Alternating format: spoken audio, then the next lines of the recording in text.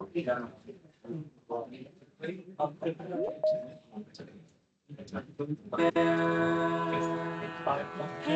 प्रार्थना गुरुदेव से ये स्वर्ग संसार हो, अति उच्चतम जीवन बने, परमार्थमय व्यवहार हो, ना हम रहे अपने लिए, हमको सभी से गर्ज है। गुरुदेव ये आशीष दे, जो सोचने का फर्ज है। हम हो पुजारी तत्व के, गुरुदेव के आदेश के, सच प्रेम के नित नेम के, सधर्म के सत्कर्म के, हो चीर झूठी राह की, अन्याय की अभिमान की, सेवा करन को दास की, परवाह नहीं वो जान की। छोटे न हो हम बुद्धि से, हो विश्वमय से ईशमय, हो राममय और कृष्णमय, जगदेव में जगदीश में। हर इंद्रियों पर ताब कर, हम वीर हो अति वीर हो, उज्ज्वल रहे सर से सदा, निज धर्म रत गंभीर हो। अति शुद्ध हो आचार से, तन मन हमारा सर्वदा, आध्यात्म की शक्ति हमें पल भी नहीं कर दे जुदा। इस अमर आत्मा का हमें हर श्वास भरने गम रहे, गर मौत भी आ गई, सुख दुख हमसे सम रहे।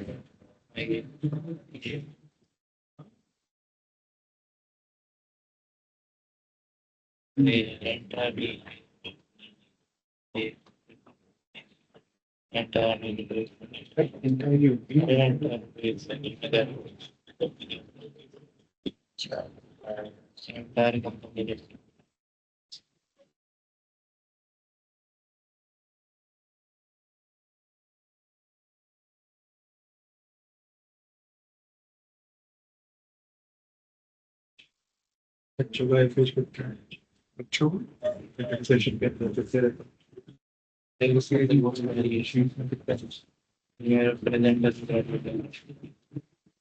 वन टू दिस स्टार्ट के बाद दिस नहीं जाता है सबको मिला अभी बाहर वालों को देखना पड़ेगा start. Good afternoon, everyone. Myself, Pramod Chaudhary, with my co-speaker, Devanshi Jain and Yash Gupta. Today, we are presenting on the topic of capital gain of Income Tax Act 2025. Let we start. I am covering the section from 67 to 73. So first section, 67. Basis of charge. There are 5 conditions for basis of charge. First, there should be a capital asset. Second, capital asset should be transferred, and transfer taken place during the previous year, means tax year. Fourth condition, there should be a gain or loss on such transaction. And capital gain is not subject to reduction under section 82 to 89. Now, what is a capital asset? Capital asset means any property, movable, immovable, tangible, intangible, by an SSC, including security held by foreign institutional investor, and include alternative investment firm. But four assets are not included in the definition of capital asset. First, stock and trade. Second, personal movable asset, except jewelry, painting, any artwork, etc. Third, rural agricultural land. And fourth, gold bond under 999, 1999, government bond 2015 are excluded. Capital gains में capital asset perspective business perspective भी होता है. For example car है या gold की jewellery है, मेरे लिए कैपिटल असेट होगी. बट जो बंदा उसका बिजनेस कर रहा है, फॉर एग्जांपल कोई सा ज्वेलरी बिजनेस है, वो उसका स्टॉक इन ट्रेड है. तो आपका क्या एसोसिएट है कोई भी ऑब्जेक्ट या कोई भी थिंग्स है, उससे आपसे आपकी डेफिनेशन कैपिटल असेट की चेंज होगी. ऐसा नहीं कि 4 आइटम है तो हमेशा कैपिटल असेट ही रहेगा. अगर मैं बिजनेस कर रहा हूँ ज्वेलरी का, तो मेरा वो प्रॉफिट एंड बिजनेस में प्रोफेशन मानेगा. बट अगर मैं इंडिविजुअल हूँ, मैं फॉर ज्वेलरी फॉर मैं कैपिटल असेट खरीदा तो कैपिटल गेन की definition. Now, early question for online participant. Question 1. Capital gain is taxable in the year in which the capital asset is. First, option A, purchase. Option B, transfer. Option C, registered. Option D, value. Divyansh Maurya.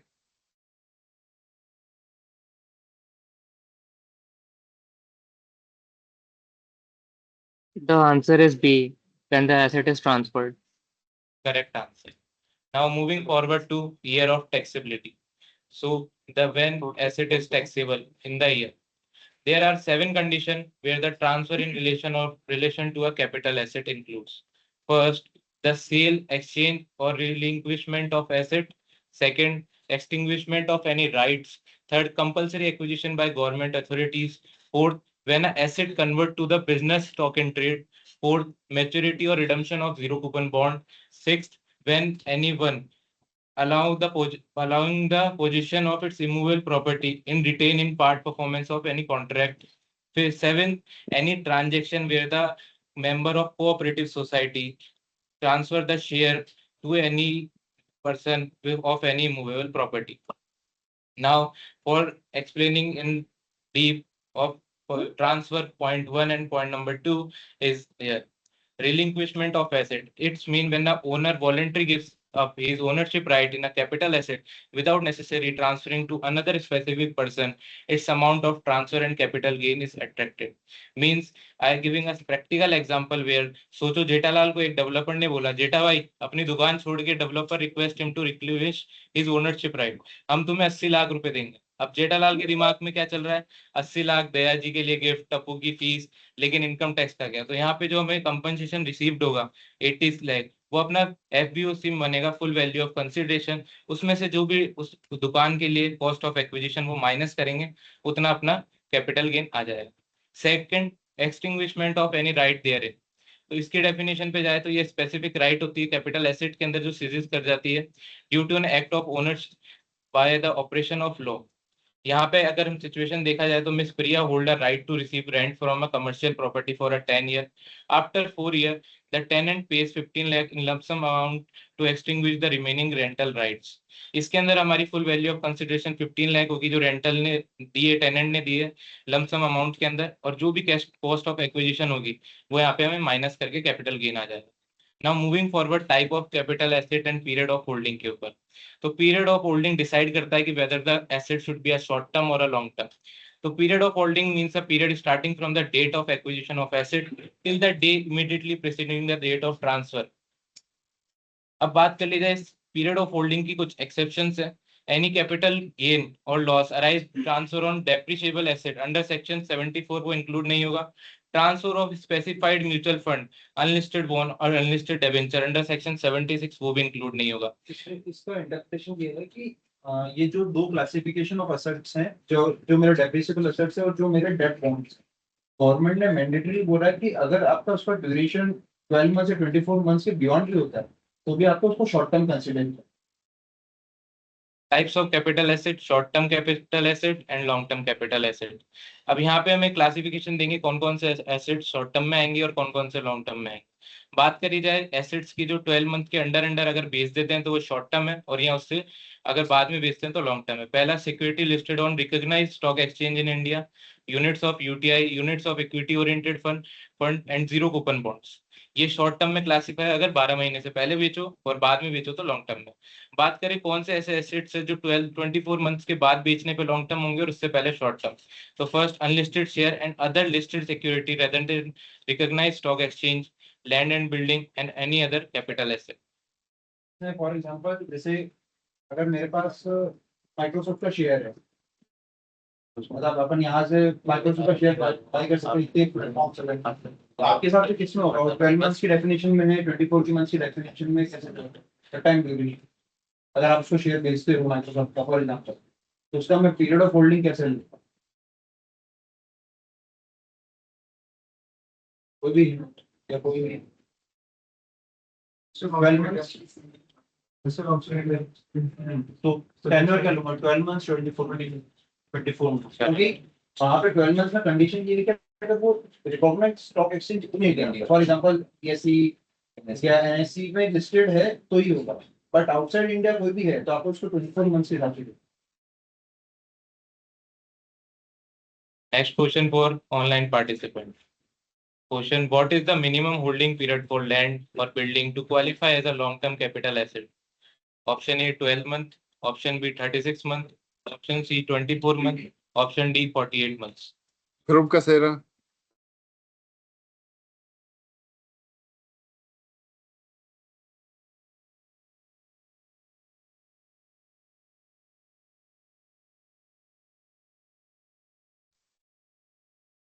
months, option C.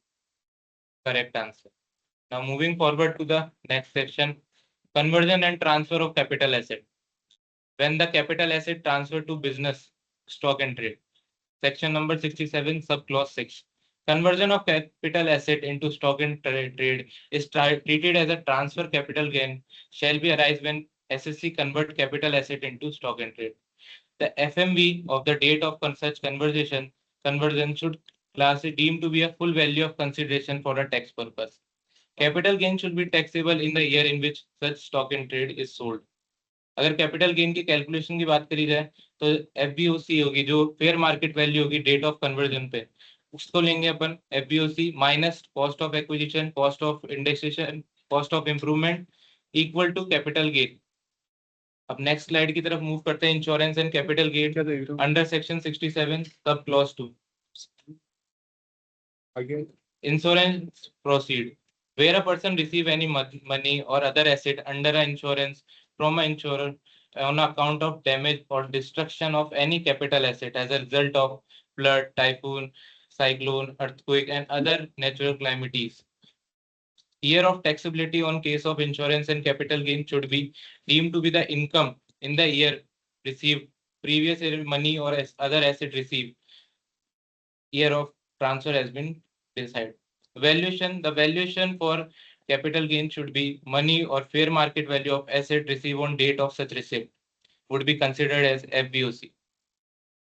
Now moving forward, the next section 67 sub clause 9, transfer of firm and association, where the person transfer its capital asset to a firm or association, AOP, BOI, should be chargeable as where the transfer take place in the year. It is clear the above provision that transferee should not be a company or a cooperative society.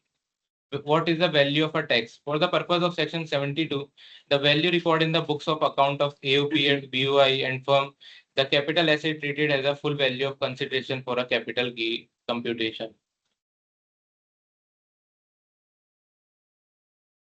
Reconstitution of specified entity section 67 sub clause 10. इसके अंदर हमें देखने पड़ेगा कि अगर कोई भी firm है और उसके अंदर क्या होता है कि पार्टनर आता है और जाता है, तो वो उसका जो स्ट्रक्चर होता है वो रिकॉन्स्टिट्यूट होता है, तो उसके अंदर अब एंटिटी के लिए कैपिटल गेन कैसा लगेगा। So receipt from reconstitution, where a specified person receive any money or capital asset or both from a specified entity in connection with reconstitution of such entity, the any profit or gain arise from such transaction are taxable in income under head capital gain for a specified entity. जो भी उस person को money या capital asset या दोनों चीजें दी जाएगी, उसके बेसिस पे उस एंटिटी का कैपिटल गेन कैलकुलेट होगा. Value of money received on date of such received plus fair value जो भी उस कैपिटल एसेट की होगी वो ऐड करेंगे, माइनस अगर एनी अमाउंट बचा हुआ उसके कैपिटल अकाउंट में स्पेसिफाइड पर्सन का, तो उसको माइनस करने के बाद जो आएगा उसको कैपिटल गेन हम कैलकुलेट कर लेंगे. लेकिन स्पेशल प्रोविजन है इसके अंदर, अगर नेगेटिव इनकम है तो उसको अपन डीम जीरो मानेंगे और revalue and self generated goodwill को हम इसके अंदर इंक्लूड नहीं करेंगे कैपिटल एसेट के अंदर. Next section 67 sub clause 2 compulsory acquisition and enhance compensation. जब कंपलसरी एक्वायर कर लेती है गवर्नमेंट कोई भी एसेट्स किसी पर्सन का या उसको इनहांस कंपनसेशन मिलता है बाय द कोर्ट, तो उसके अंदर क्या हमारी टैक्सेबिलिटी राइट. बात करें taxability of capital gain on compulsory acquisition, तो capital asset transfer through a compulsory acquisition where a compensation is determined by the government और RBI. Capital gain be taxable in the year in which compensation is received first, not the year in which transfer of asset is held. If the compensation is later enhanced by the court or tribunal or any other authority, such enhanced compensation is deemed to be a capital gain of the year in which actual received by the SSC. यहाँ पर taxability of capital gain की अपन बात करते हैं, but इसमें period of holding की आप लोगों के साथ में क्या होगा कि जब सपोज करो मेरा हाईवे पे लैंड है, गवर्नमेंट बोलती है कि हमको हाईवे 4 लेन से 6 लेन करना है, हम आपकी इतनी एरिया ऑफ लैंड है कंपलसरी एक्विजिशन का है. तो सपोज गवर्नमेंट आज मेरी वो लैंड ले ली, मेरा कंपनसेशन 2 साल बाद मिला, तो मेरा उस टेन्योर में पीरियड ऑफ होल्डिंग आएगा जब मैंने वो लैंड परचेज की होगी से जिस दिन वो लैंड कंपलसरी एक्विजिशन में चली जाती है गवर्नमेंट, और जब मेरे को कंपनसेशन मिलेगा उस दिन वो मैं टैक्सेबल ऑफर करूंगा कि वो शॉर्ट टर्म है या लॉन्ग टर्म है बेस्ड अपॉन माय टेन्योर, जिस दिन से मैंने परचेज किया और जिस दिन मैंने कंपलसरी एक्विजिशन में राइट छोड़ दिया उस लैंड. यहाँ पे सबसे बड़ा डाउट आता है कि अगर जो अपन को इनहांस कंपनसेशन मिल रही है वो अपने ओरिजिनल कंपनसेशन के साथ टैक्स होगी या नहीं. तो उसके अंदर अपन देखा जाए तो दोनों अलग अलग टैक्स होगी. जो अपन को इनहांस कंपनसेशन मिली है जिस ईयर में वो अलग टैक्स होगी और जो अपन को फर्स्ट कंपनसेशन मिली थी वो अलग टैक्स होगी.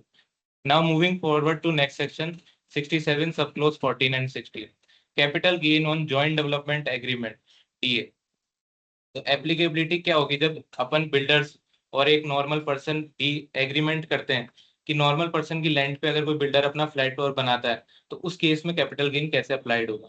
बात करें इसके अंदर तो ये ओनली सेक्शन इंडिविजुअल और HUF के लिए, वेयर द इंडिविजुअल और HUF transfer of capital asset being land और बिल्डिंग और both under a specified agreement, तो following shall apply. First, chargeable under income tax as a previous year in which the certificate of completion is issued by the competent authority.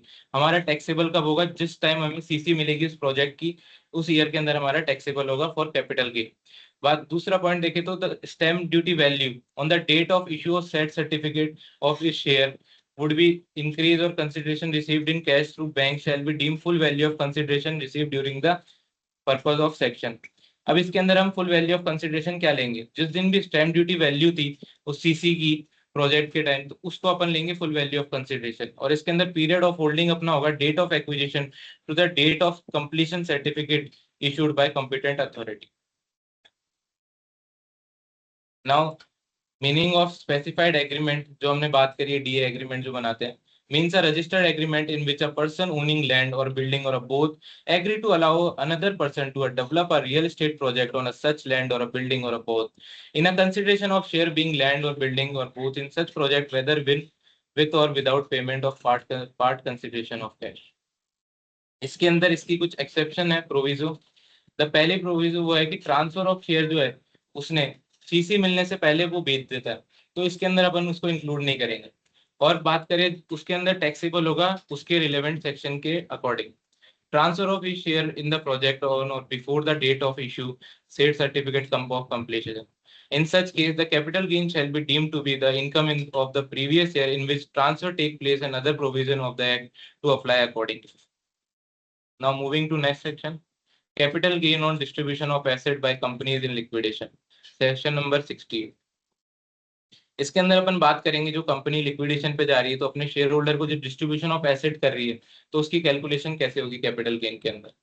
तो बात करें where the asset of a company are distributed to share holder on the its liquidation, such distribution shall not be regarded as a transfer by the company for the purpose of section 67. Whereas shareholder on the liquidation of a company receive any money or other asset from the company, he shall be chargeable under income tax under head of capital gain.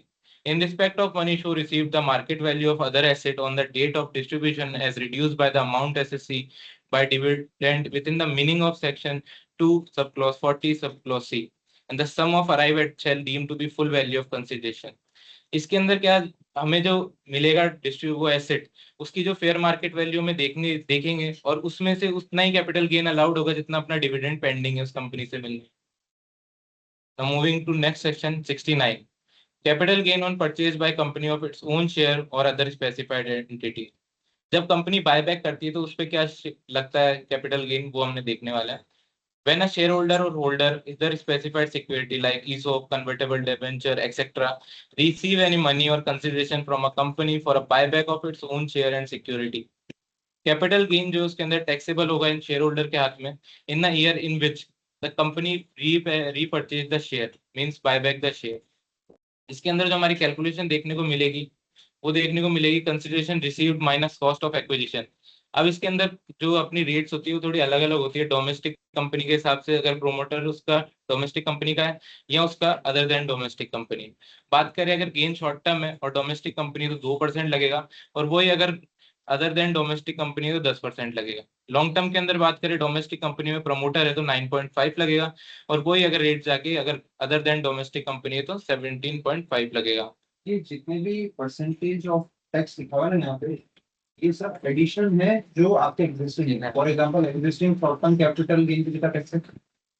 20%, right. तो ये जितना भी अगर suppose करो promoter domestic company का है, short term capital gain है 20% करिए, एड ऑन 2% तो 22% effective.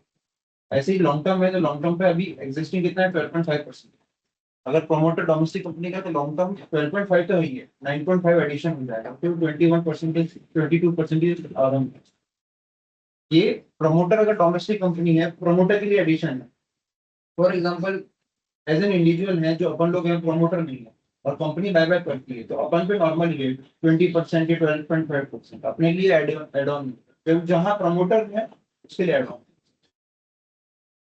Now moving to next section 70, कौन से ऐसे ट्रांजेक्शन ट्रांसफर है जो ट्रांसफर नहीं माने जाएंगे अंडर कैपिटल गेन हेड। तो फर्स्ट एचयूएफ पार्टीशन, जब एचयूएफ अपना पार्टीशन करेगा और फैमिली मेंबर्स को कैपिटल एसेट डिस्ट्रीब्यूट करेगा तो उसको अपन ट्रांसफर नहीं मानेंगे under capital gain. Second gift will trust, उसको नहीं मानेंगे। थर्ड ऐसी पेरेंट सब्सिडरी जिसको 100% इंडियन सब्सिडरी है वो अपने कैपिटल एसेट ट्रांसफर करेगी पेरेंट टू सब्सिडरी तो उसको नहीं मानेंगे। Same case subsidiary to parent vice versa. Amalgamation के अंदर नहीं मानेंगे, शेयर्स इन अमालगमेशन के अंदर नहीं मानेंगे। एंड फर्दर डीमर्जर के अंदर जब एक डीमर्जर कंपनी होती है वो जब करेगी अपने शेयर वो कैपिटल एसेट ट्रांसफर उसको नहीं मानेंगे। और एसजीबी को नहीं मानेंगे at the maturity by individual. Gold to अपन गोल्ड जो फिजिकल गोल्ड है उसको अगर इलेक्ट्रॉनिक गोल्ड के अंदर ट्रांसफर करवाते हैं तो उसको भी अपन ट्रांसफर नहीं मानेंगे। बॉन्ड टू शेयर, अगर अपना जो बॉन्ड्स होता है जो कन्वर्ट होंगे शेयर के अंदर तो उसको भी अपन ट्रांसफर नहीं मानेंगे। Preference share to equity, firm to company, company to LLP and reverse mortgage को भी अपन ट्रांसफर नहीं मानेंगे। These are exceptions where not included in transfer. Third question for online participant, question third, transfer from a parent company to its 100% Indian subsidiary is exempt as non-transfer. However, this exemption is withdrawn if which condition is breached within the 8 years. Brigashi, Option A, the subsidiary pays a dividend. B, parent company ceases to hold 100% of the share of subsidiary. The asset is depreciated by subsidiary. D option, the subsidiary files for bankruptcy. Brigashi, Answer is B. The parent company ceases to hold 100% share of the subsidiary. Correct answer. Question पहले वाला।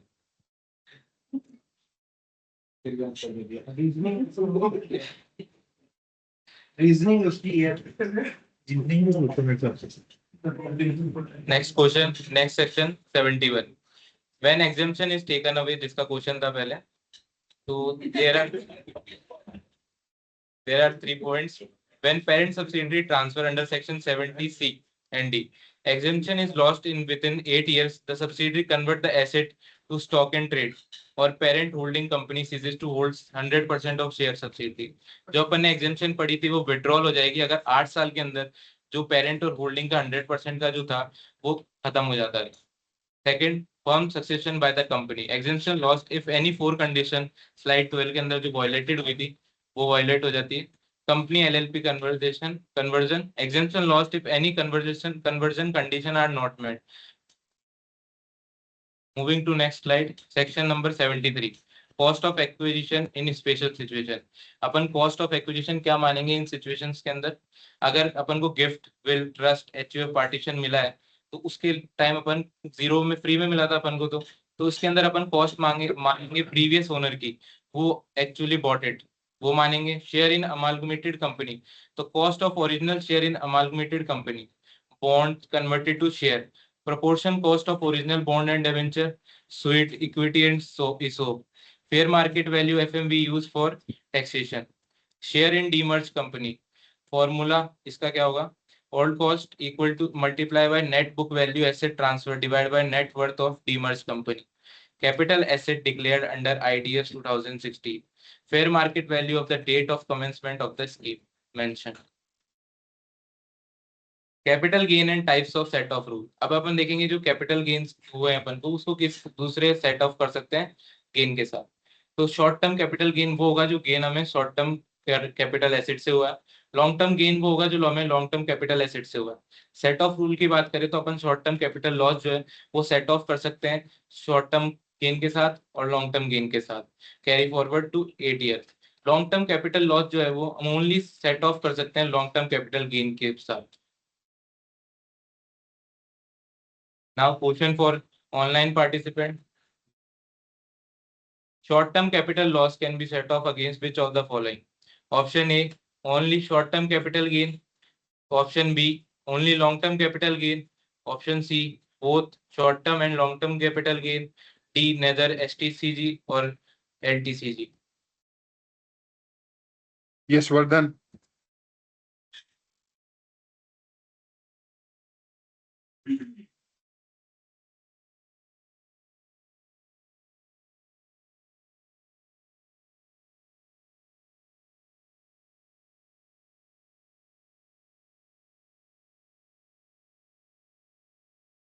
Yes, Vardhan. Bhaskar.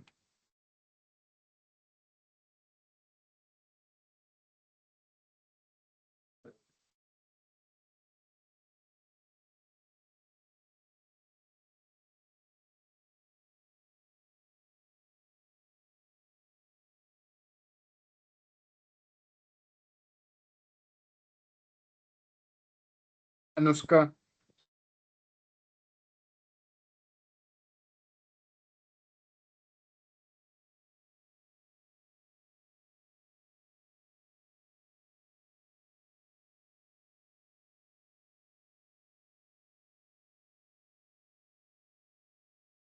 Anushka.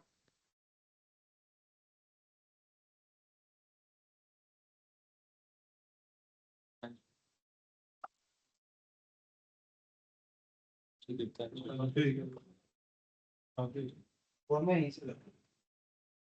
नहीं explanation के साथ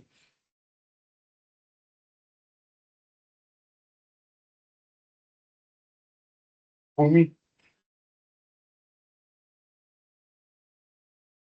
Yani. Bhavani.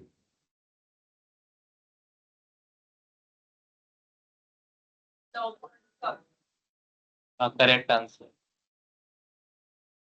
Thank you everyone.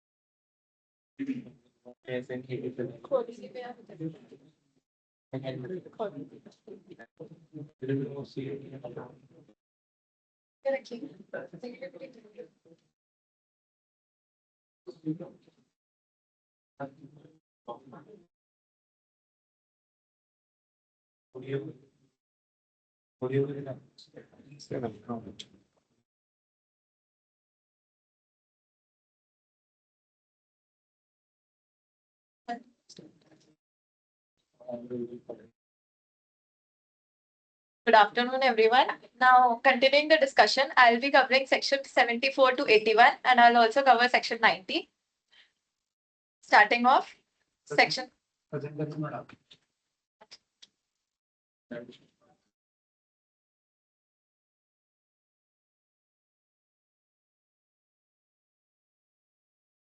Starting off with section 74, capital gains on depreciable assets. The act says that gains from transfer of depreciable assets forming part of block are always treated as short-term capital gain regardless of its holding period. The point is basically in PGBP also, the depreciation is applied on a particular block of asset and not on a specific asset. Similarly, in capital gains also, it is not practically possible to identify the holding period of a specific asset. That's why on a particular block of asset only, capital gain is applied. There are two cases when short-term capital gain can exist. Firstly, if the block ceases to exist, all assets in a block are transferred, then the cost becomes the opening WDV plus the additions during the year, and the gain will be treated as short-term capital gain. The second case, if the sale consideration is more than the WDV of block, the excess will be treated as straightforward short-term capital gain. And if the block continues, that is, the WDV of block also exists and full value and block also exists and WDV also exists, then no capital gain will be applied and WDV will be reduced. The block of asset continues to exist. The formula for short-term capital gain will be sale consideration minus the transfer expenditure minus opening WDV minus additions during the year. For this, we'll take a few examples. The first example is if the opening WDV is 6 lakhs and the additions during the year are 2 lakh, the WDV becomes 8 lakh and the minus the sale consideration, which is 5,20,000, the capital loss comes out to be 2,80,000. For example जैसे personal case है मेरे पास मैंने during the year या mid of the year मेरे पास 7 assets थी मैंने वो 77 assets बेच दी 5,20,000 में तो मेरा ब्लॉक जीरो हो गया तो अब क्या होगा कि मेरी ब्लॉक में एसेट कुछ भी नहीं है तो मैं डेप्रिसिएशन क्लेम नहीं कर पाऊंगा तो अब जो ब्लॉक में एसेट्स नहीं है बट ब्लॉक की वैल्यू तो अभी भी पड़ी है तो या तो वो कैपिटल गेन होगा या कैपिटल लॉस होगा डिपेंड मैंने सेल कंसिडरेशन कितने किया. Now, in the second example, the sale consideration is 9,30,000. But we all know that the block can be negative, can be zero, but cannot be negative. So that's why the opening WDV is 6 lakh and the additions during the year are 2 lakh. The block becomes 8 lakh WDV. The sale value will be taken as 8 lakh instead of 9,30,000, even though the whole block is ceased to exist. The asset does not exist and even the WDV does not exist. So depreciation will not be applied and capital gain will come out to be 1,30,000 straight. Second case, where the part of block is transferred. The opening WDV is 6 lakh and the additions during the year are 2 lakh. The WDV becomes 8 lakh minus the sale consideration, which is 8 lakh. Even though the sale price is 9,10,000, we'll take the sale value to be 8 lakh because it cannot be negative. The capital loss will be 1,10,000. Next example. Capital gain of 1,10,000. Next case, when the asset also exists and the WDV also exists, the capital gain will be not applicable. Like in this example, 6 lakh, the opening WDV. Additions during the year are 2 lakh. The WDV becomes 8 lakh and the sale value is 6,20,000. The asset also exists and WDV also exists, so depreciation will be applied. Section 75, depreciable asset, WDV as cost of acquisition.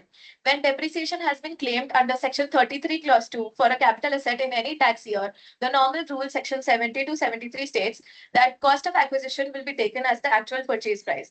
But in the case of a depreciable asset, the section 75 overrides the section 72 and 73 and cost of acquisition will be taken as written down value and not the actual purchase price. The written down value is cost of asset minus the depreciation already allowed in the previous tax years. Next section, section 76, market linked debentures and specified mutual funds. Special rule, it's again a special case. The gains are always short-term capital gains, no LTCG benefit regardless of its holding period. The instruments covered under this section are market linked debentures, specified mutual funds, unit of specified mutual funds, and unlisted bonds and debentures. Market linked debentures are principal in debt, returns linked to market and index, not the specific rate of interest that is applicable on normal debentures. It includes SEBI classified market-linked debentures.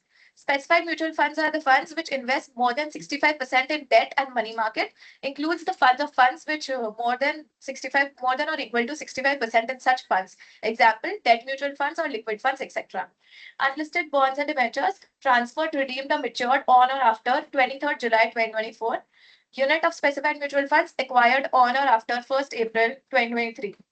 The formula to calculate STCG in this case will be for full value of consideration minus the cost of acquisition minus the transfer expenses. Note, as per section 76 clause 4, no deduction is allowed on the securities transaction tax, that is STT paid. Section 76, tax rates on market linked debentures. Under the Income Tax Act 2025, gains under Section 76 are always short-term capital gains and are taxed at slab rates applicable to the assessee. That is, they're added to the total income and taxed at the individual's applicable slab. There's no special flat rate like listed equities. Assessee type. If the assessee is an individual or HUF, the applicable tax rate will be the income tax slab rate applicable. Domestic company, if the applicable tax rates are 25% and 30% as applicable. Foreign company 35%, surcharge and cess as applicable on the above. इसमें कोई बता सकता है कि यहाँ पे हाँ sir. ये जो इंडिविजुअल एचयूएफ के आगे लिखा हुआ है as per applicable income tax slab, ये क्यों लिखा हुआ है या कोई भी स्पेसिफिक रेट प्रिस्क्राइब क्यों नहीं? जैसे अपन ने अभी डिस्कशन किया था कि शॉर्ट टर्म कैपिटल गेन के साथ 20% है, यहाँ पे एप्लीकेबल इनकम टैक्स स्लैब क्यों लिखा है?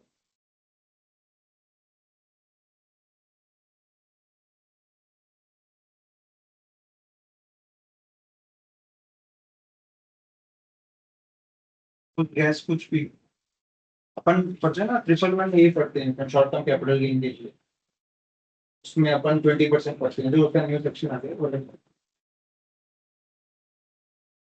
थोड़ा सा लिखा है 111 को सोचो क्या लिखा हुआ है उसमें, अगर अपन ने प्रीवियस क्लास में डिस्कस भी किया है 111 जब अपन पढ़ते हैं ना उसमें लिखा होता है इक्विटीज वगैरह के लिए जो होता है इक्विटी ओरिएंटेड फंड्स जो होते हैं उसके लिए 111 एप्लीकेबल होता है जहाँ पे अपनी रेट 20% आ जाता है। अगर अपन ने जो भी फंड्स पढ़े हैं डेब्ट फंड्स पढ़े हैं मार्केट लिंक डिबेंचर्स पढ़े ये सब डेब्ट वाली कैटेगरी, वहाँ क्योंकि ये 111 कैटेगरी में फॉल नहीं हो रहे शॉर्ट टर्म कैपिटल एसेट मानना पड़ेगा, तो फिर कौन सी रेट्स बची जो मेरी नॉर्मल इंडिविजुअल्स रहते हैं, इसलिए उसी taxability. Question for online participants. Gains from transfer of depreciable assets forming part of block are always treated as Anush, option A, long-term capital gains, option B, short-term capital gains, C, business income, D, exempt income. Sir, option B, short-term capital gain. Correct. Section 77, clause 4, slump sale. Slump sale means transfer of one or more undertakings as a going concern for a lump sum consideration without individual values being assigned to a specific asset or liability. Classification of gains in this case will be long-term and short-term. If the undertaking is held for more than 36 months before transfer, it will be taxed as a long-term capital gain and the indexation benefit will not be applicable. Short-term capital gain, if the undertaking is held for 36 months or less before transfer, it will be treated as short-term capital gain and normal STCG tax rates will apply. Full value of consideration will be taken as the fair market value of capital assets on the date of transfer, not the lump sum amount received. The cost of acquisition will be net worth of undertaking. Now to calculate net worth, it basically net assets, that is total assets minus the value of total liabilities. If there is any revaluation that is done in the value of assets or liabilities, that will be ignored. How to value assets for this case? Depreciable assets will be valued at written down value of block as per section 41 clause 1 subclause C. Goodwill that is self-generated, its cost will be nil, no purchase cost because there's no purchase cost. Goodwill that's purchased, written down value, it will be treated as a depreciable asset and written down value will be used as per section 41. Capital assets for which entire expenditure has been allowed or is allowable as a deduction under section 46 will be nil. All other assets at book value, all other liabilities at book value. Question number 2 for online participants. In a slump sale, the full value of consideration is taken as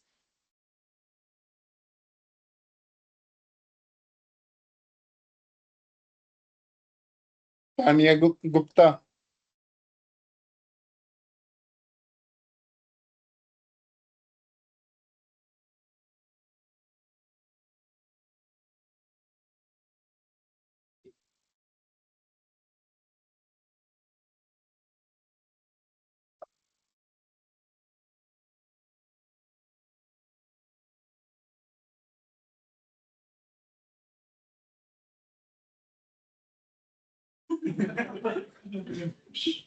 बाहर क्यों बैठो वहाँ पे? बाहर क्यों बैठो? वो काम भी कर कोई बात आंसर ऐसे ही बता दो हाँ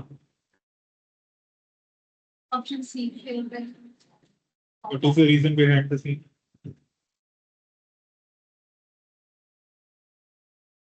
इधर आ जाओ अंदर आ जा अंदर आ। अंदर आ जाओ एक बार के लिए अंदर आ जाओ मेरे को बताओ कि रीजन क्या है सी के पीछे In the slump sale, the full value of consideration is taken as the fair market value of capital asset on the date of transfer, right?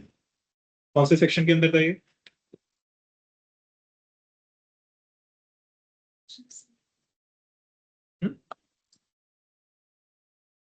Relax. Take a deep breath. Huh? 77. Right. Say. Correct. Good. Section 78, stamp duty value will be treated as the fair value of consideration. The concept behind this is that if the stamp duty value is more than 110% of the actual sale price, the stamp duty value will be treated as the full value of consideration. The step 1 to calculate this is compare the actual sale price and the stamp duty value. If the stamp duty value is less than the 110% of actual sale price, then the actual sale price will be taken as the full value of consideration. But if the stamp duty value is more than 110% of the actual price, use stamp duty value as full consideration. If the stamp duty value on date of agreement and the date of registration are different and part of full consideration received on or before agreement date via specified banking or online mode as specified in section 66 clause 32, the stamp duty value on the date of agreement will be used. The reason behind this is there is often a time gap between the date of agreement to sell and the actual date of registration. That is the stamp duty payment. The property prices may rise, therefore SDV also will rise significantly during the gap of agreement and the registration. If this provision did not exist, the stamp duty value on registration date was always used. A buyer or seller who genuinely fixed the deal at a lower price on the date of agreement would be unfairly penalized for a price that happened after the agreement was signed but before registration. This provision prevents this from happening. For example, if the agreement to sell was signed on January 2025, SDV was 80 lakhs and consideration paid was 78 lakhs via bank. The registration was done 11 months after that in December 2025. The stamp duty value was 95 lakhs. Due to market appreciation, the stamp duty value increased by 15 lakhs. If this provision did not exist, without the provision, seller is taxed on 95 lakhs fair value of consideration despite receiving only 78 lakhs on the date of agreement. With the provision, stamp duty value on agreement date, 80 lakhs is used and 80 lakhs will be compared with 110% of 78 lakhs. Because the 80 lakhs is less than the 110% of 78 lakhs, 78 lakh will be used as fair value of consideration. Section 76 clause 2, valuation officer reference. when can, if the assessee feels the SDV is not, if the assessee is not satisfied with the stamp duty value, they can refer the case to the valuation officer. And the stamp duty value has not already been disputed in the appeal and revision. If the valuation officer's value comes out to be more than the stamp duty value, the stamp duty value is taken as full consideration and valuation officer की value को ignore कर देंगे. But अगर valuation officer की value कम आती है, then the stamp duty value valuation officer की value ही consider करें. Section number 79, full value of consideration for unquoted shares. Rule states that if actual consideration is less than the fair market value of unquoted shares, fair market value is deemed to be the full consideration. Unquoted shares are the shares that are other than quoted shares, and quoted shares are the shares traded regularly on recognized stock exchange at current transaction prices. Section 80, fair market value as full consideration. When the sale consideration received or accruing from transfer of a capital asset is not ascertainable or cannot be determined, the fair market value on such asset on the date of transfer shall be deemed to be the full value of consideration. Now, here are a few examples when a consideration is not ascertainable. First, exchange or barter transactions where no money changes hands. Second, transfer of asset in satisfaction of a debt where the debt amount is disputed. Third, transfer for non-monetary consideration, example, services rendered. Fourth, transfer where parties have not fixed or disclosed any price. Question for online participants. An undertaking with net worth of rupees 40 lakh is transferred in a slump sale for rupees 55 lakh lump sum. It was held for 40 months. The capital gain and its nature is? There we go.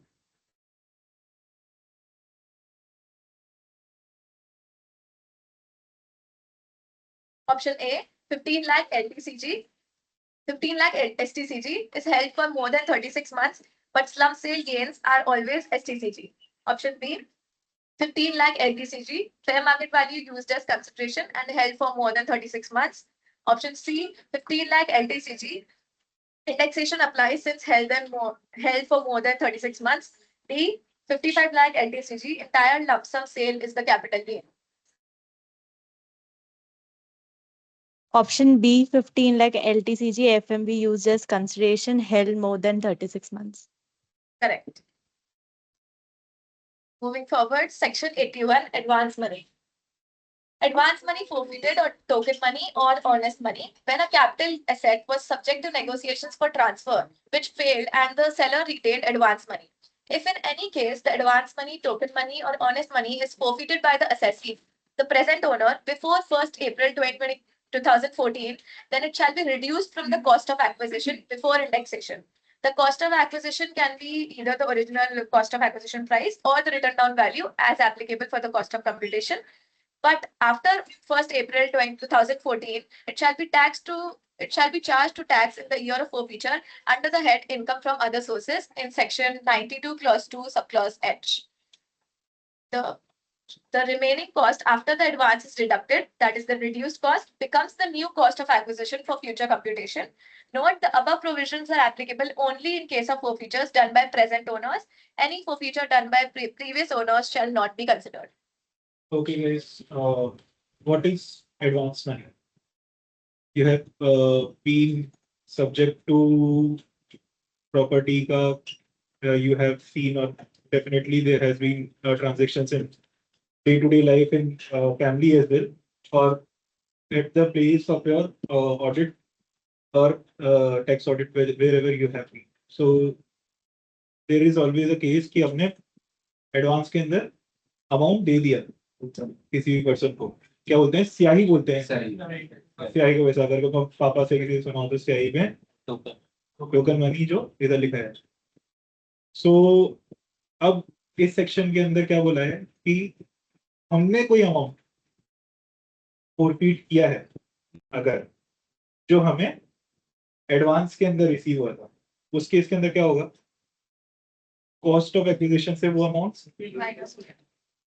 ऐसा क्यों आपके साथ से, मतलब ये क्यों लेकर आए, इस चीज को एडिशन क्यों किया गया?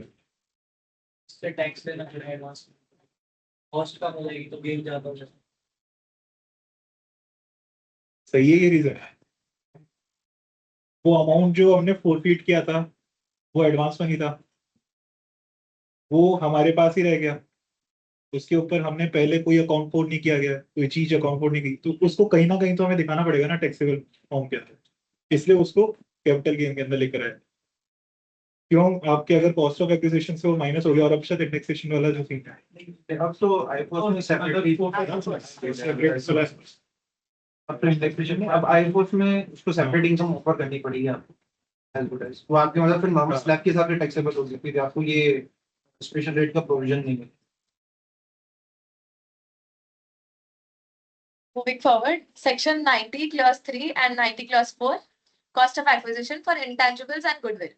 Cost of acquisition will be actual purchase price. If bought from a previous owner, self-generated goodwill, the cost is nil. Other cases, the cost is nil.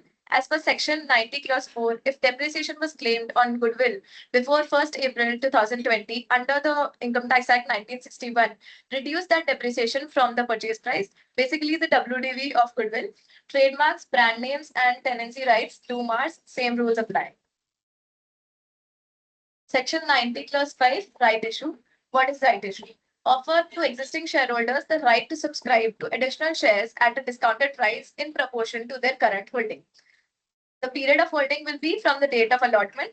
Cost of acquisition will be taken. If the right is renounced or sold to another person, the cost of right itself will be nil because हमने कोई amount pay नहीं किया है.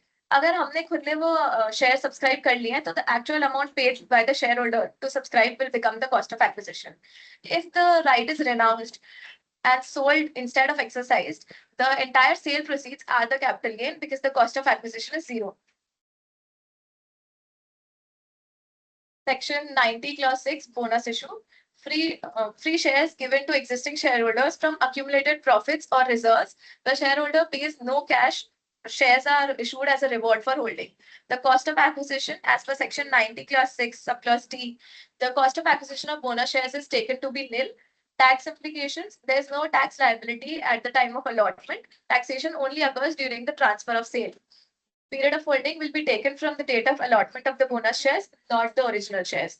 Capital gain, entire sale consideration is treated as gain because the cost of acquisition is zero. Question for online participants. Under section 79, if actual sale consideration of unquoted shares is less than fair market value, then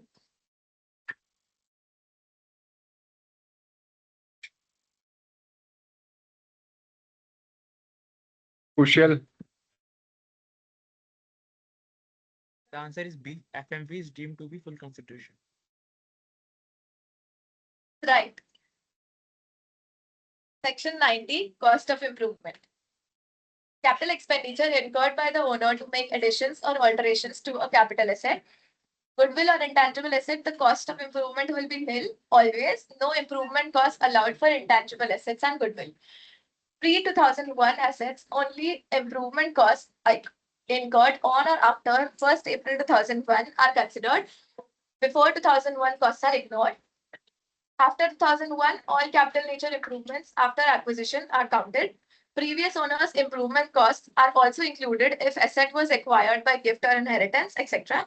Do not include any expenditure already deducted in the house property, profit, PGVP, and income from other sources. Example, under section 24B, deduction of interest in house property, if already deducted, does not count in cost of improvement.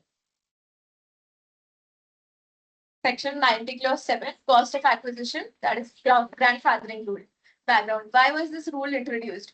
Before 1st February 2018, long-term capital gains on listed equity shares and equity-oriented mutual funds were completely exempt under the old law. Investors had been holding shares for years, decades, under the belief that their accumulated gains would never be taxed. 1 February 2018 से पहले जो हमारे listed equity shares और equity oriented mutual funds थे उन पे long term capital gain हमेशा exempt होता था। तो जो शेयर होल्डर्स थे वो हमेशा इस बिलीफ में रहते थे कि हमारे अक्यूमुलेटेड गेन्स पे कभी टैक्स लगेगा ही नहीं। But on 1st February 2018 Union Budget, the government reintroduced long-term capital gain at the rate 10% on gains exceeding 1 lakh on such assets. Now under the new act, taxed at 12.5% under section 198. The problem this created was जो investors पहले से accumulated gains थे उनके gains अब भी accumulate हो जाएंगे उनके गेन्स अब टैक्स हो जाएंगे. If the government simply said the cost will be equal to original purchase price, investors would be taxed on gains that had already accumulated over years when the asset was exempt. This would be retrospective taxation, taxing gains that were never taxable when they arose. पहले tax नहीं था, but बाद में tax आया तो retrospective taxation हो जाएगा, which created a problem. The solution was this section: all gains that had accrued up to 31st January 2018 by artificially stepping up the cost of acquisition to the market value as on that date. Basically, in case of equity shares or equity oriented fund or unit of business trust acquired before 1st February 2018 and transferred on or after 1st April 2018, the cost of acquisition will become the lower of fair market value as on 31st January 2018 and the fair value of consideration, lower of these two, and the higher of the cost of acquisition and the lower of these two. Note, indexation not available for computing the computation of capital gains under section 198, 12.5%. ठीक है, अभी अपन ने चीज पढ़ी थी bonus share वाली, उसका cost of acquisition क्या होता है? फॉर एग्जांपल जैसे अगर जैसे अपन ये वाला प्रोविजन पढ़ते हैं ग्रैंड फादरिंग थ्रू वाला, तो इसमें क्या था कि फाइनेंस एक्ट 2018 से इम्प्लीमेंट किया कि तब तक तो मेरे जितने भी लॉन्ग टर्म कैपिटल गेन है सब एग्जाम फ्रॉम टैक्स होते थे. उसके बाद प्रोविजन आया कि एक लिमिट तक हम आपको, जैसे उस टाइम 1 लाख थी जो आज की डेट में 1,25,000 है, उसके अबाव ओवर एंड अबाव जितना होगा हम 10% या 12.5% से आपको टैक्स करते हैं. करेक्ट? यहाँ तक बराबर है. अब एक चीज बताओ कि फॉर एग्जाम्पल मेरे को बोनस शेयर मिला है दिसंबर 2017 में, जो 1 February 2018 से पहले. ठीक है, आज मैं उसको बेचता हूँ. उस बोनस शेयर जो मिला था, एक शेयर मेरा ओरिजिनल था, एक बोनस था, आज मैं उसको सेल करता हूँ, तो क्या उस बोनस शेयर की कोई भी कॉस्ट आएगी या उसकी कॉस्ट आज भी नहीं है? इस फॉर्मूले से आएगी. क्या आएगी? अगर कॉस्ट आएगी तो भी, अगर इस फॉर्मूले से चले तो एफएमबी या आज जितने मैं बेच रहा हूँ, विच एवर इज लोअर, तो ही कॉस्ट आएगी, क्योंकि ग्रैंड फादरिंग रूल लगने से उसी कॉस्ट दे रहे हैं. तो एज गुड एज जहाँ बोनस की वैल्यू नील हो जाती है, उसकी भी कॉस्ट इंप्लीमेंट हो गई अगर वो बोनस मेरे को मिला है बिफोर 31st January 2018 के समय. Question for online participants. Land is sold for 80 lakhs and stamp duty value on registration date was 90 lakh. Agreement was 3 months earlier when SDV was 80 lakhs and 50% consideration was received via NEFT at agreement date. What is the full value of consideration?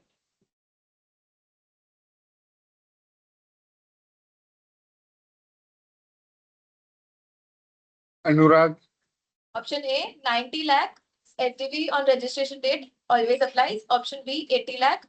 Actual price is within 10% of SDV on agreement date. Option C, 84 lakh. SDV on agreement date applies since part payment was received via banking mode. Option D, 87 lakh. Average of agreement date, SDV and actual price.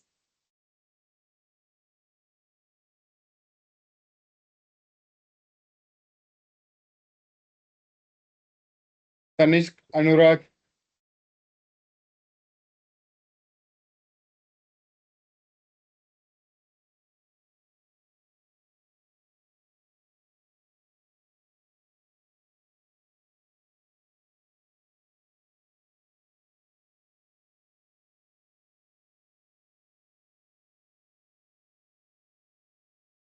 निष्ठा. The answer is option number B, 80 lakhs. It's wrong.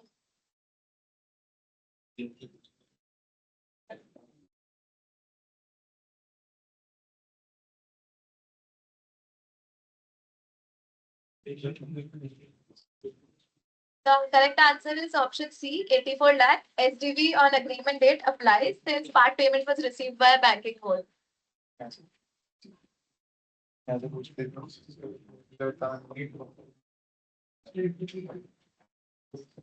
you.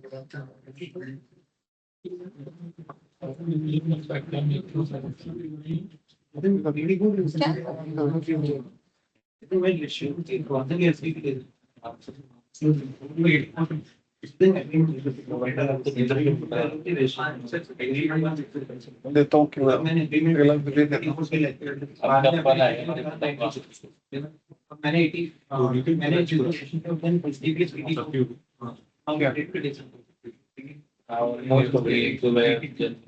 एक दो बार 10%.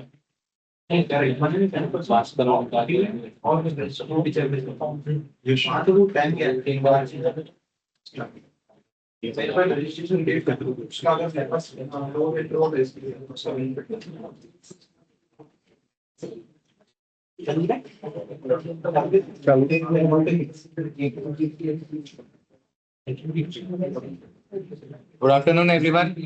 So, as far we have discussed all the major provisions and sections related to capital gains, the remaining portion is exemptions and exclusions, which we will cover in this presentation.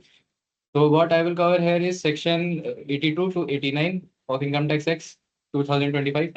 So, there are only negligible changes from Income Tax Act 2025 and Old Income Tax Act.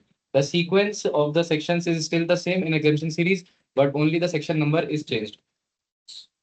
First of all, why do we need these exemption sections? So there are two perspectives. First, from the perspective of taxpayers, the goal is to reinvest your gains wisely and pay zero or reduced tax. Second, the goal from the perspective of a government is to channel private capital into housing, agriculture, industry, and infrastructure, which we will discuss later in this presentation. So one more important thing to note here is that these exemptions are conditional, which means failure to meet the reinvestment condition will lead to exemption reversal. Means tax becomes immediately payable. So now let's get deep dive into this. First, we will start with section 82.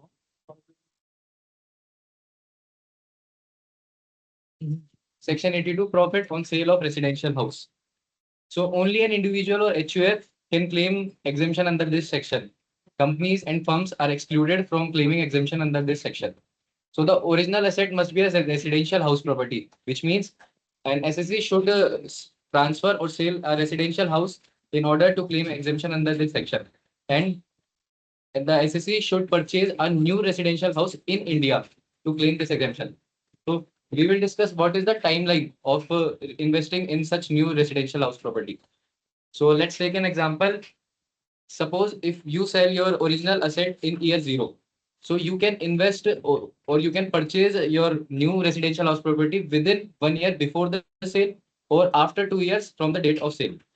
In case of construction, you could complete the construction within 3 years from the original date, means year zero. One more important thing to is lock-in period. The new residential house must be held for minimum of 3 years from the date of purchase to maintain the exemption benefit. अगर अपन ने 3 साल से पहले इस residential new खरीदा है या बनाया है उसको बेच दिया तो एग्जेम्पशन रिवर्स हो जाएगा. यहाँ पे इम्पोर्टेंट चीज ये भी कि जो नया रेजिडेंशियल हाउस है जो लोगों को नया बॉट करना है वो नहीं इंडिया में होना चाहिए. जो मैंने सेल किया है वो इंडिया में भी उस पर आउट ऑफ टैक्स उसमें कहीं रेस्ट्रिक्शंस नहीं. So question number 1 for online participants. A taxpayer sold their residential house in June 24. To claim an exemption under section 82 or 54 as per old tax, they decided to construct a new house rather than buy one. They started construction in January 24 before the sale and completed in May 27. Which of the following statements is correct regarding their eligibility? Option A. Exemption is denied because construction only starts after the date of sale. Option B. Exemption is fully available because the construction was completed within 3 years from the date of sale. Option C. The exemption is denied because the new house must be completed within 2 years, not 3 years for construction cases. Option D. The exemption is only available if they purchase a ready to move in house within 1 year of the sale. Umesh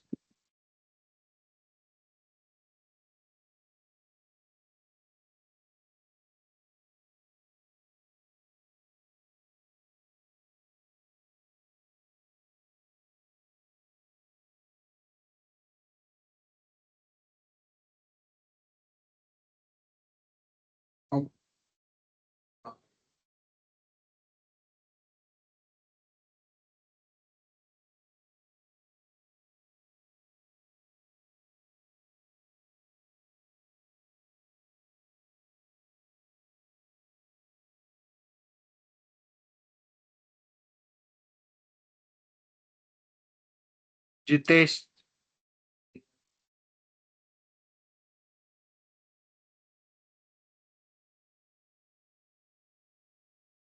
Jitesh Kartikeya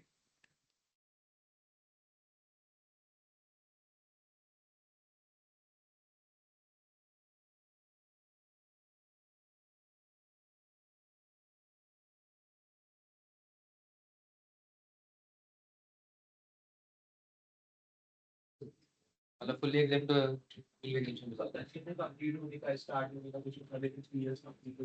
ठीक है, so the correct option is option B, क्योंकि construction चाहे पहले start हो लेकिन complete date of cell से 3 years के अंदर होना चाहिए, जो यहाँ फुलफिल हो रही है. So now we will learn how this exemption is calculated. So there are two scenarios. Scenario A, where the gain is less than or equal to cost of new house. In this case, full long-term capital gain is exempt.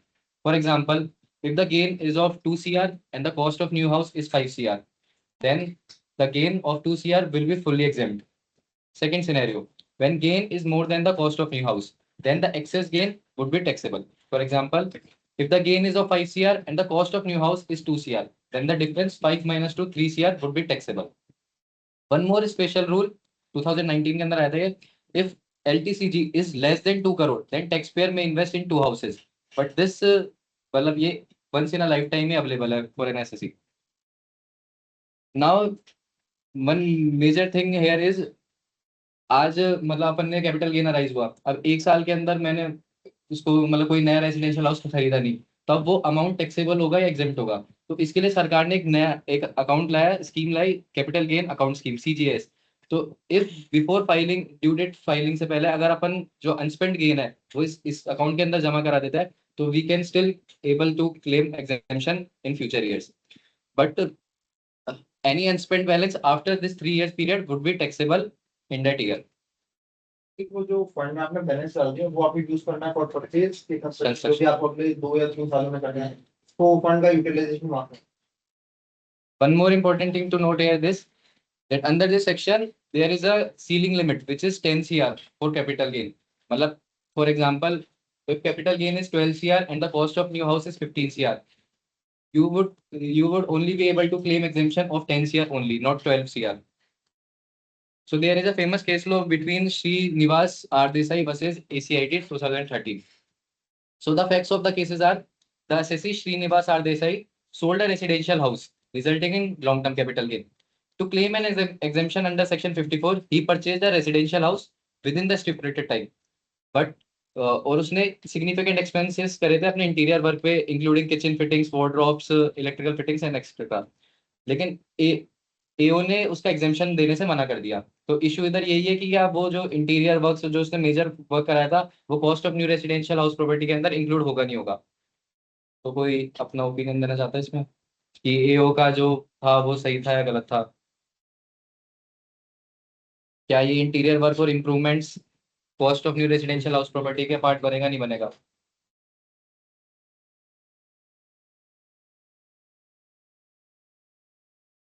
Correct.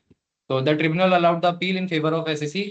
It held that the interior and improvement expenses were integral to making the house livable and should be included in the cost of new residential house property. One more important thing, in this section, only long-term capital gains are, not short-term capital gains are eligible.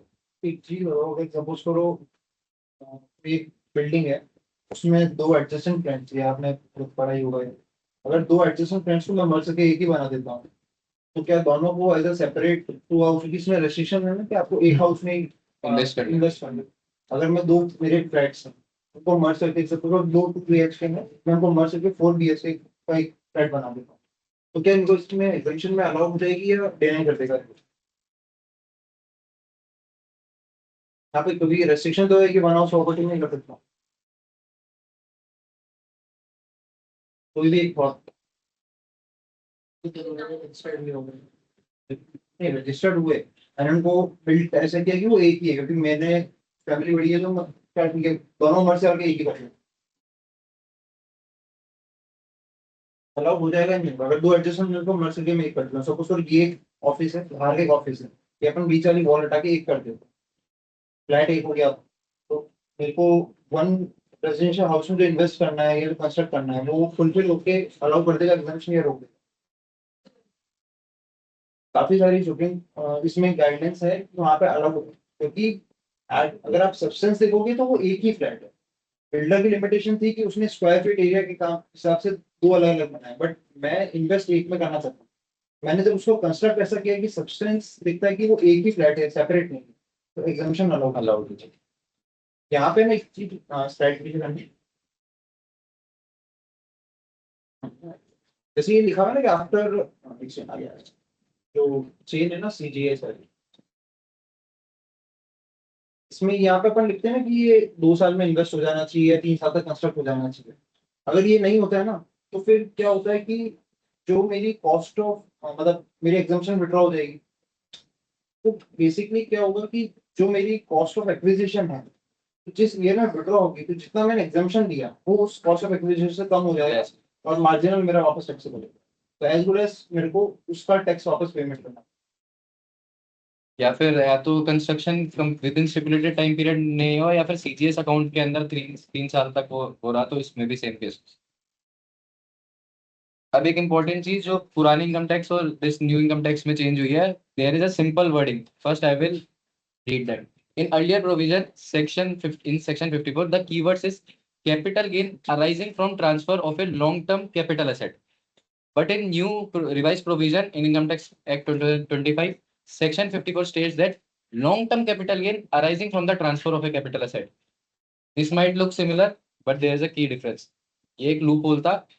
सबसे पहले मैं एक background देना चाहता हूँ depreciable asset rule का, जो प्रमोद ने भी कवर करा था। Under the Income Tax Act, when a taxpayer claim depreciation on an asset, example, a residential house property used partly for business, so any profit on sale is treated as short-term capital gain, whether regardless how many years the asset hold. चाहे वो asset long term capital asset हो, चाहे short term capital asset हो, उस पे gain हमेशा short term capital gain ही होगा। तो एक इंटरेस्टिंग चीज यहाँ आती है कि अर्लियर प्रोविजन में, जैसे एग्जांपल के साथ एक असेट है रेजिडेंशियल हाउस जो बिजनेस के लिए यूज हो रही थी, उसको एसएससी ने 10 साल तक होल्ड करा, उसको बेचने पे profit on sale would be 3 CR, तो लीगली वो शॉर्ट टर्म कैपिटल गेन है। तो इसकी वर्डिंग्स क्या है, capital gain arising from transfer of long term capital asset. Asset तो लॉन्ग टर्म है, अब इसमें कैपिटल गेन के बारे में कुछ नहीं दे रखा है, शॉर्ट टर्म है लॉन्ग टर्म है, तो पहले इसकी एग्जेम्पशन मिल जाती थी। पर नाउ इसकी वर्डिंग्स चेंज करके long term capital gain arising from the transfer of capital asset कर दी। तो अब उसको असेट से हटा के गेन्स में कर दिया। अब उस पे गेन तो शॉर्ट टर्म कैपिटल गेन है, तो अब वो अलाउ नहीं होगा। बेसिकली वो रेस्ट्रिक्ट कर दिया सिर्फ लॉन्ग टर्म कैपिटल एसेट के सामने। पहले वो मेरी जो डेप्रिसिएबल एसेट्स थी उसके सामने भी मैं यूज करता था, भले ही उनकी लाइफ बड़ी थी, बट अब wordings of the law change करके उसको रेस्ट्रिक्ट कर दिया टुवर्ड्स सिर्फ long term capital. So moving forward, section 83, capital gains on agricultural land. So here also individual or HEF can claim exemption under this section. The original asset would be an agricultural land used by the SAC parent or HUF for active farming and must be used for farming 2 years immediately before sale. The new assets would also be an agricultural land purchased for agriculture use within 2 years after the date of sale. मतलब इधर 3 साल और 2 साल, मतलब bye period पिछले section की तरह same है, 2 साल के अंदर अंदर आपको बाय करनी है। Locking period is similar to previous section 82, 3 years. But here an interesting thing is, unlike section 82, both LTCG and STCG would qualify for exemption. Now, how exemption work? If the gain is less than new land cost, then the gain would be fully exempt, similar to previous section. And if the gain is more than the new land cost, then excess is taxable, similar to previous section. And the CGS deposit account scheme has similar provisions as section 82. इसमें अपन एक condition देखते हैं ना कि जैसे must be used for farming in the preceding two immediately previous year. मतलब मैंने 2 साल से उसमें फार्मिंग करने के लिए यूज दे रहा हूँ।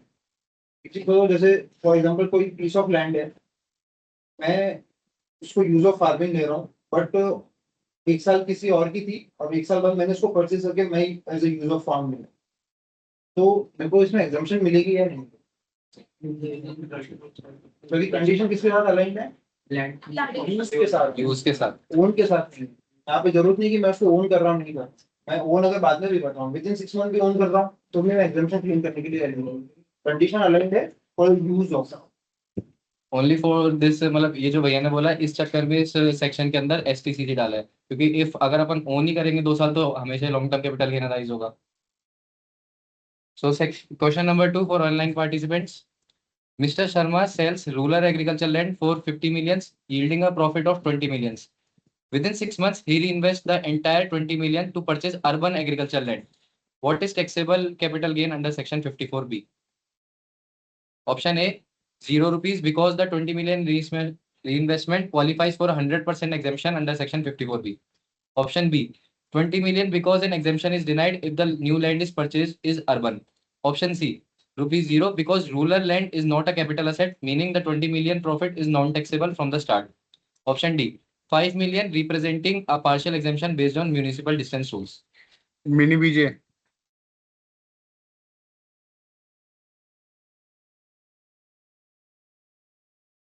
C. Yes, the correct किसी के option यहाँ is पे और डिफरेंट ऑब्जर्वेशन है सी को लेकर क्यों C मतलब कोई रीजन reason?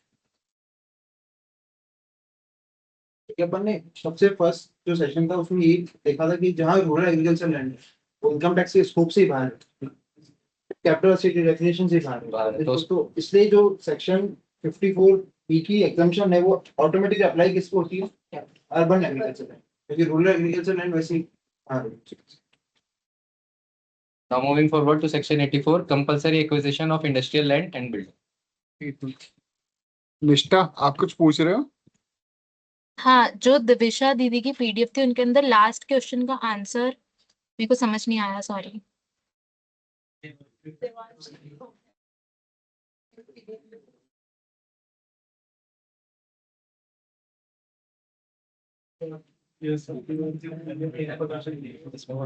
लास्ट वाला।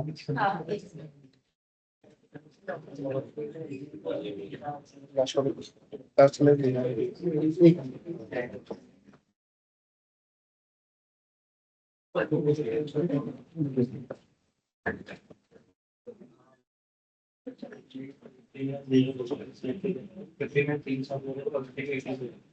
इसमें जो हमारा पार्ट पेमेंट है वो बड़ा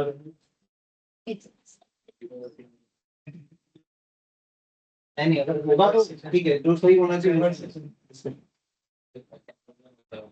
If the part payment was received via NEFT, तो हम stamp duty value agreement date की लेंगे, तो which is 84 lakhs. नहीं, लेकिन वो 10% वाले मार्जिन के तो अंदर अंदर है ना। तो एक्चुअली तो मैंने लैंड को 80 लाख में सोल्ड किया है, तो 80 होगा ना, 84 तो 80 से 84 का जो मार्जिनल है उसके सेव में तो 80 लाख होगा। तो राइट आंसर तो बी होना चाहिए ना। यानी 80 लाख बी होगा। Okay, thank you, thank you.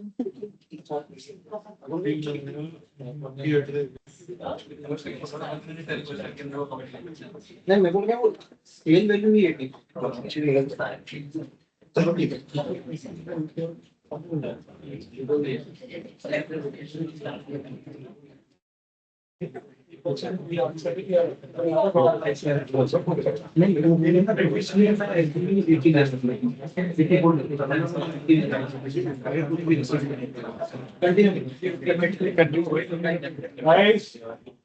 continuing with our discussion, section 84, compulsory acquisition of industrial land. So सबसे important चीज here compulsory acquisition, not a voluntary sale. So the original asset would be a land or building that form part of an industrial undertaking, and it is also used for its business in the 2 years before transfer. The new asset would be must buy land or building or construct a building for shifting, re-establishing or setting up an industrial undertaking within 3 years from after the date of transfer. For exemption calculation is also similar. If the gains is less than or equal to new asset cost, then gain will be fully exempt. And if the gain is more than the new asset cost, the excess difference is taxable. CGS account scheme is similar to previous sections. Here a key advantage is that this section does not apply only to individuals or HUF. It is applied to all companies, firms, individual HUFs. The lock-in period is also same 3 years to maintain the exemption benefit. Now question number 3 for online participants. A manufacturing company's factory building is compulsory acquired by the government. So it is a compulsory acquisition case. The company had purchased the building 4 years ago. Upon acquisition, they realized a significant profit. To claim an exemption under section 84, which of the following is a unique characteristic of this specific section? Option A, Exemption applies only to LTCG and not STCG. Option B, the exemption is available for both short-term capital gain and long-term capital gain, provided the 2-year usage condition is met. Option C, the company must purchase the new industrial asset at least 1 year before the date of government's acquisition notice. Option D, the new asset must situated in the same state where the original factory was located. Manas,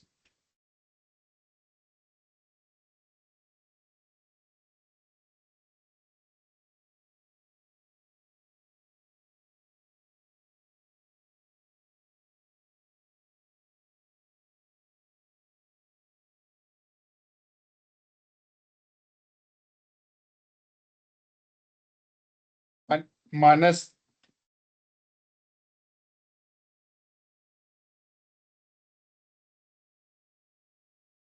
Manisha,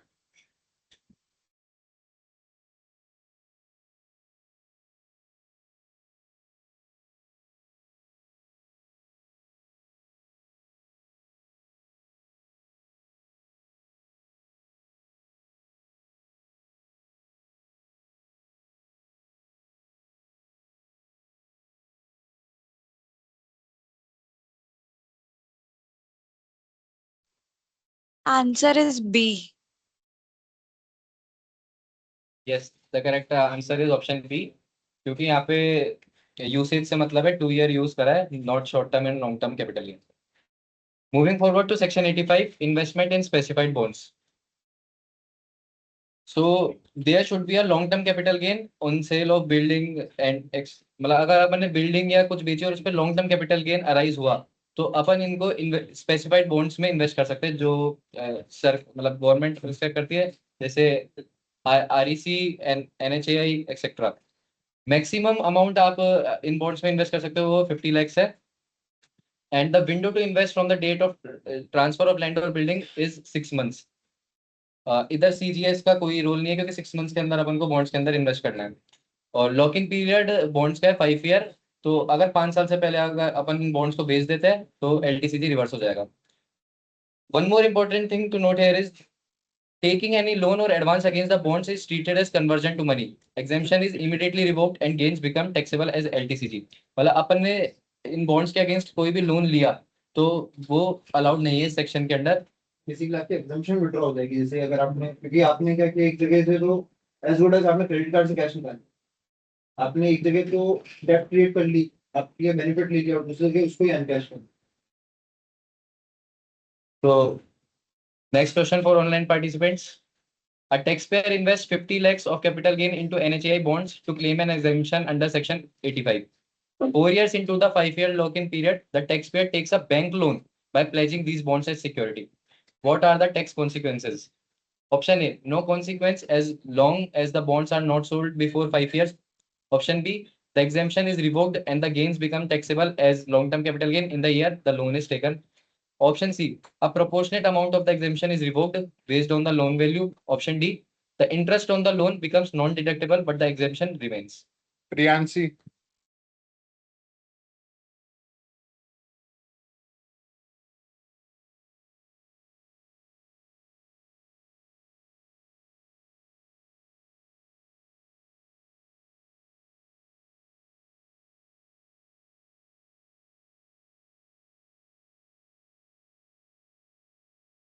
Priyanshi, Khushi,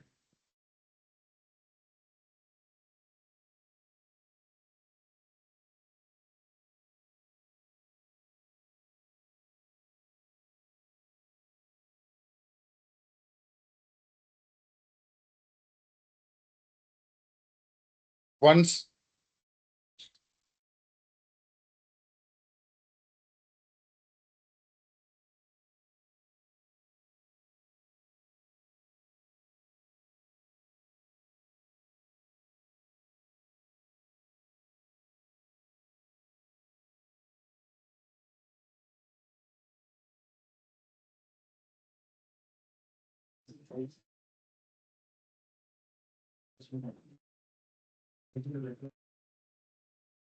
Radhika, The exemption is revoked and gains will be taxable as LTC. Option B. Option B is correct, the exemption is revoked क्योंकि उसने security ले ली उस bonds के flash करवा basically flash करवा दी। हाँ. So moving forward to section 86, investment in residential house. So this section is different from section 82. Here the original asset should be other than a residential house. Means अगर residential house अगर अपन बेच के capital gain को वो करेंगे तो section 82 के अंदर कवर होगा, लेकिन कैपिटल असेट मतलब रेजिडेंशियल हाउस के अलावा कोई कैपिटल असेट अपन ने बेची और फिर अपन ने रेजिडेंशियल हाउस के अंदर इन्वेस्ट करा तो it will be covered under section 86. So as only individuals or HUF can claim exemption under this section. Original asset must be long-term capital asset except a residential house. It would be a shares, gold, land, etc. The new asset is one residential house in India. The time limit is same, purchase within 1 year before or 2 years after the date of transfer, or construct within 3 years after the date of transfer. Here the cost cap is also similar to section 82, which is 10 CR. The lock-in period is also same as section 82, 3 years. The exemption formula is different from section 82. Here partial exemption is calculated. The exempt capital gain is calculated as total capital gain into cost of new house divided by net consideration. And when net consideration is less than the cost of new house, then entire capital gain is exempt. Exemption would lost if you own more than one other house on date of sale. Which means date of sale के दिन आपके पास सिर्फ एक ही residential house होना चाहिए. If you have more than one house then this exemption would be lost. Also, if you buy another house within 1 year of sale or construct another house within 3 years of sale, the exemption would be lost. मतलब आपने एक घर आपके पास था और एक घर के अंदर इन्वेस्ट करा, लेकिन उसके बाद आपने एक और घर खरीद लिया या कंस्ट्रक्ट करा लिया तो ये एग्जेम्पशन लॉस्ट हो जाएगी. So there is a quick comparison between section 82 and 86. The original assets under section 82 is residential house, but in case of section 86, it is any other long-term capital asset, not a residential house. Gains is similar, long-term capital gains only. Who can claim? Only individual and HUF can claim exemption under both these sections. The new asset is also same, one residential house in India. Exemption type. In case of in section 82, full or partial exemption is allowed by cost comparison. But in case of section 86, proportionate formula based exemption is allowed. Option for 2 houses. In section 82, there is the provision state that if your gain is less than 2 CR, then you can invest in 2 houses. But in case of section 86, there is no such exemption. Max cost consideration is similar in both sections, 10 CR. Now there is this famous case law of Venkata Ramana Umareddy versus DCIT 2013. Facts of the cases are: the SSE sold 2 distinct capital assets, a residential house and a plot of land in assessment year 2008 and 9, and invested entire capital gain from both assets into one residential house. And SSE claimed exemption under section 54 for capital gain arising from residential house and under section 54 for capital gain arising from the plot of land. इसका मतलब ये है कि उस SSC ने एक residential house और एक प्लॉट ऑफ लैंड दोनों चीजें बेची और दोनों से जो गेन हुआ उसने वो दोनों गेन को मर्ज करके एक नए रेसिडेंशियल हाउस में इन्वेस्ट करा. फिर एसएससी ने जो रेसिडेंशियल हाउस से जो कैपिटल गेन अराइज हुआ था उसको अंडर सेक्शन 54 क्लेम करा और जो प्लॉट ऑफ लैंड से कैपिटल गेन अराइज हुआ उसको अंडर सेक्शन 54 क्लेम करा. लेकिन एओ ने डिसअलाउ कर दिया कि आप एक ही जगह एग्जेम्पशन क्लेम कर सकते हो. तो मतलब इसमें आपका क्या ओपिनियन है कि क्या एसएससी सही है या फिर एओ सही है इस केस में?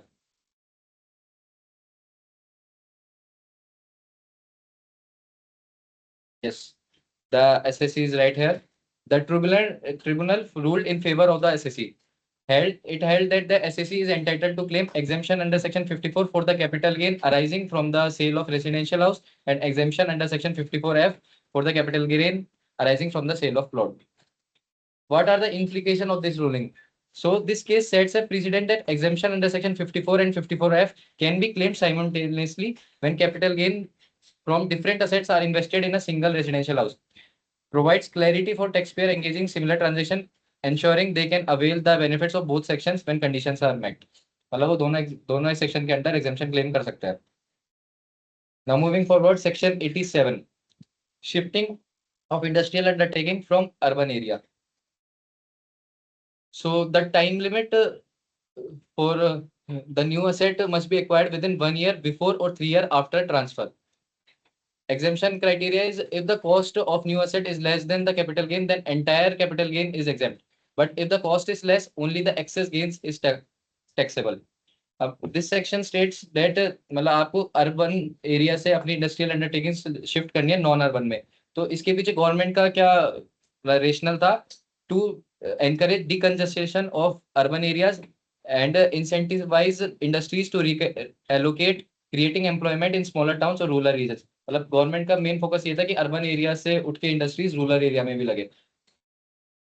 बताओ उसमें कि अगर ये अपन जो कंडीशंस कर रहे हैं कि अपन को वैसे 3 ईयर आफ्टर तक मैं शिफ्ट हो जाता हूँ वहाँ पे या क्योंकि बताओ मैंने अगर मेरी इंडस्ट्रियल अंडरटेकिंग को वहाँ स्टैब्लिश कर दिया, उसके लिए मैंने किसी को एडवांस दे दिया कि भाई आप इंडस्ट्रियल अंडरटेकिंग बना दो मेरे लिए, मेरे बिहाफ पे, और पूरा आप मैन्युफैक्चरिंग यूनिट वगैरह सब सेटअप करो, तो क्या फिर भी ये एलिजिबल होगा 54G या 87 के एग्जामिशन के लिए, अगर मैंने किसी को एडवांस भी दे दिया उसको,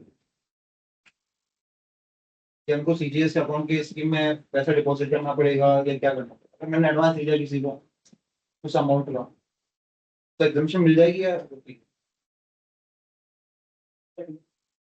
एग्जामिशन मिलेगा? अल्टीमेटली इंटेंट क्या है कि आपने पैसा खर्च कर दिया for shifting.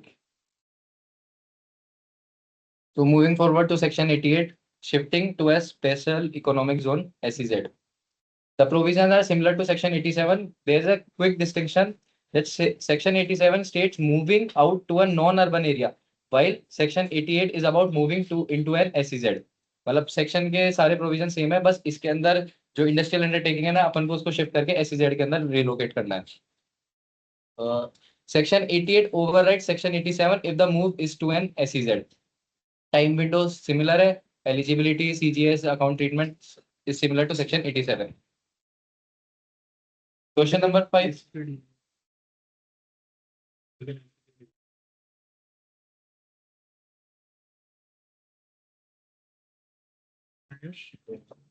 Guys, what is an SEZ area?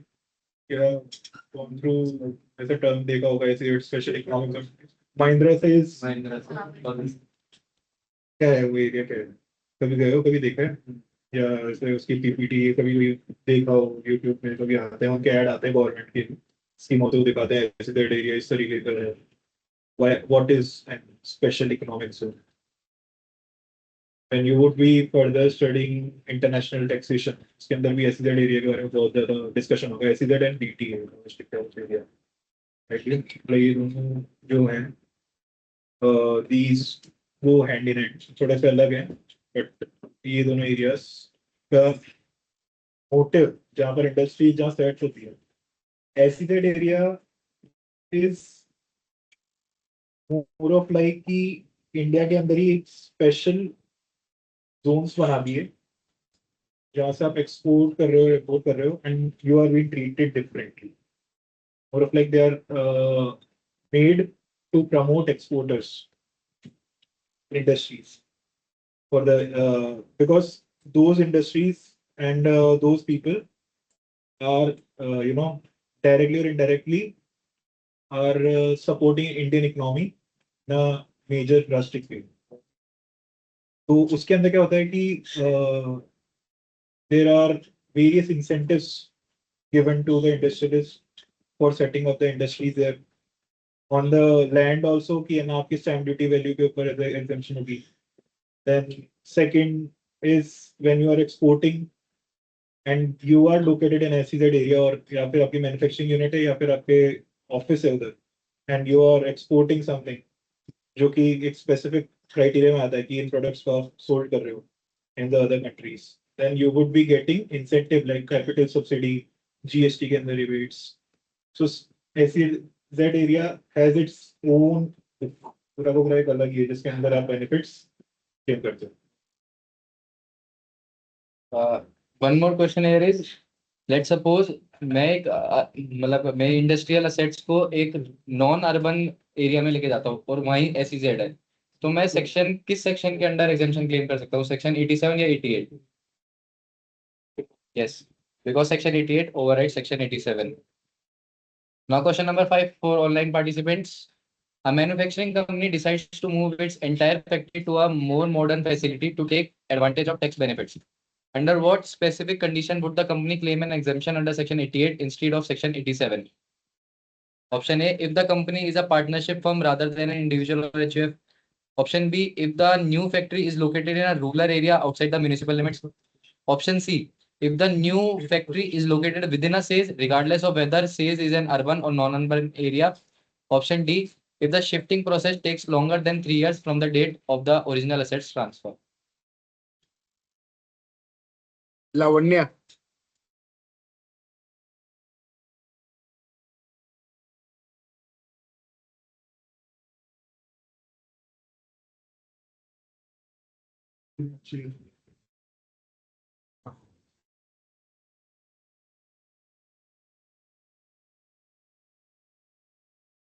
क्या हुआ, नहीं है कोई? Lavanya Gorvi. हेलो, आवाज आ रही है क्या भैया? हाँ Lavanya.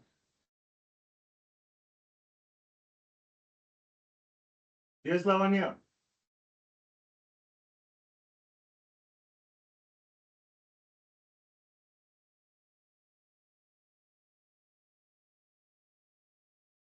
Hello, yes. answer is B. If the new factory is located in a rural area outside the municipal limits. No, option B is incorrect. क्या होगा भाई, ऑप्शन कौन सा सही है? Yes, option C is correct. If the new factory is located within a SAYS, regardless of whether that SAYS is urban or non-urban area. तो public opinion is C. Now moving forward to section 89, extension of time in case of compulsory acquisition. So when the government delays compensation, so a problem arises in case of compulsory acquisition by government, compensation is often delayed. So you cannot reinvest the money you haven't received. So for this, section 89 was introduced. This section solves this problem, as this section states that the investment clock starts from the date when you actually receive the compensation, not from the date of transfer. For example, if the government acquires your land in January 25, the date of transfer is January 25, but the compensation received in October 25, then a reinvestment clock starts from October 25 instead of January 25. Section 89 is a time relieving provision. It does not create a new exemption by itself. Instead, it extends the deadline for investing compensation when the money is received after the transfer because of compulsory acquisition or similar delay. So it applies to compensation received for compulsory acquisition. The reinvestment deadlines under the relevant capital gains exemption provisions, cases where receipt is later than the date of transfer. What are the key effects? The key effects are transfers the clock from date of transfer to date of actual receipt, protects the taxpayer reinvestment eligibility, and ensure delayed compensation does not reduce the available investment period. Thank you very much.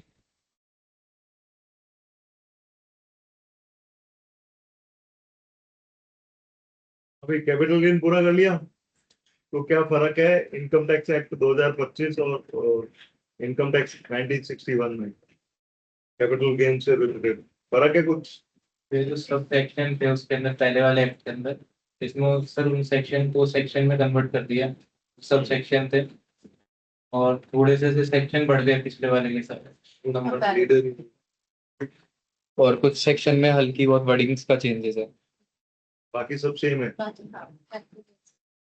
तो नए income tax act से आप लोगों को डरने की जरूरत नहीं है ना? हाँ, लेकिन जो असेसीज हैं उनको डरने की जरूरत है. आप लोगों के लिए तो क्या है कि इनकम टैक्स एक्ट के अंदर ऑलमोस्ट, क्योंकि जिस तरीके से ये प्रोपोगेंड कर रहे हैं कि है ना, सेम चीजें जो है वो तो पिछली बार थी, उसी को हमने यहाँ पे थोड़ा सा एक तरीके से फॉर्मेटिंग उसकी चेंज करी है, तो उसको ही इसमें इन्होंने ट्रांसफॉर्मेशन किया है. जबकि जैसे morning I was there in one of the session, काफी लर्नड स्पीकर वहां थे, तो ही टोल्ड अस कि बहुत सारी जगह पे ऐसे छोटे छोटे ट्रिक्स इन्होंने किए हैं in the name of simplification. जैसे एक जगह इन्होंने ये लिखा है कि रिकॉर्डिंग बंद कर दो कि जो कंडीशंस हैं, है ना, वहां पे जहाँ कहीं और